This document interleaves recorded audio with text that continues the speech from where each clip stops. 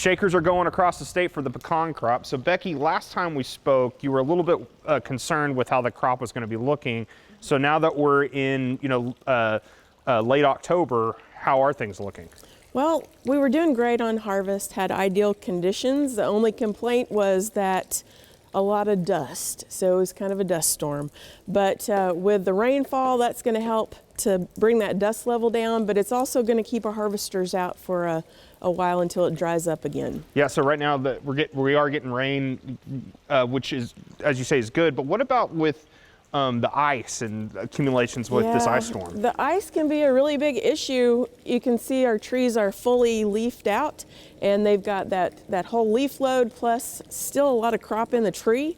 And so with that amount of weight, we may be losing some limbs to the ice and the freezing conditions. So last year when we spoke for last year's crop, that was a bumper crop and it was really good.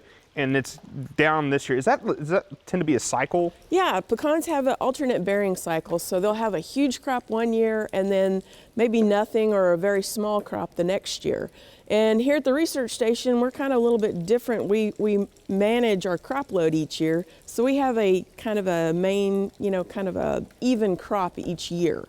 And so we can kind of change up that cycle to have a more even crop each year instead of an on and off. When we spoke a couple months ago, you mentioned that we had that late April freeze that really impacted a lot of producers, particularly in the northeast. Yeah. How's that situation unfolding? It's looking like we may have about 20 to 30% of a crop for this season. And it's not just in the northeast, it's spotty across the state. We had a lot of our growers along the Red River that had a lot of damage, and up into the south eastern part of the state, there was some freezing in that late April. So we lost a lot of those fruit buds that time.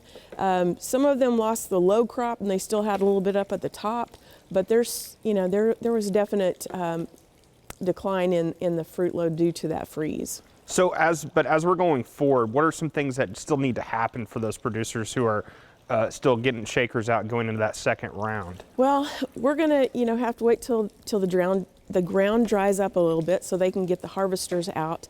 But another thing that may affect how much of the crop gets harvested is the price this year. And it's still some uncertainty on the pricing.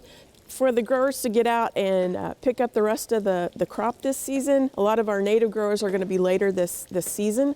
And so they'll be looking at the market and see where the pricing falls. And if it's not worth their time to, for the fuel and the labor costs, they may not get out and harvest those pecans this year. So it kind of depends on where that pricing lands, if it's going to be harvested or not. Well, just like 2020, it's all uncertain. All right, thanks, Becky. Becky Carroll, Extension Fruit Pecan Specialist here at Oklahoma State University.